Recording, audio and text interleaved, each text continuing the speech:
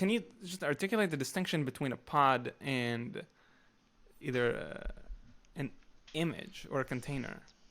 Yeah, so like a pod is kind of like what will usually contain either just one container, or like the best practice is like if you have to include like another container that is running in that pod, that it's like a support, file or a Mm. support like container.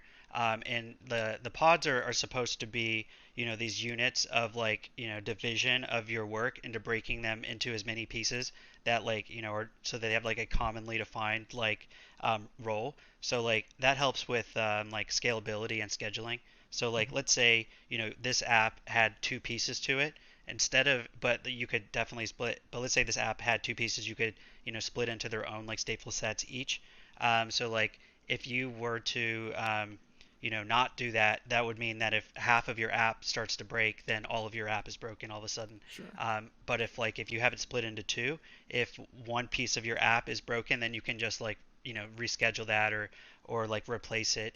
And it also like helps with like like if you, for example, had two of these apps that needed to work together, and one of them, required like 8 GB of RAM, and one of them required like 20, and that made it really difficult to like schedule because now you would need a machine that has that entire workload versus like just being able to split it onto a smaller one. Yeah. Or and other servers might have like other applications working on them as well. So like the more you can split things up, it really helps with like reliability and robustness. Cool, cool, cool. Okay, so now a service encapsulates potentially multiple pods, right? Yeah, so yeah, exactly. But like what's the most common and like the usually, what you'll see people do is that if they have like a stateful set, the most common pattern is you'll see like a single container that runs like that stateful set. Or in the case of like, if they have a support application, then you'll see like two. So this is a support application. So this Hmm. allows you to do like, debugging or things on the fly that exist, but it really doesn't have any purpose unless it has something like this.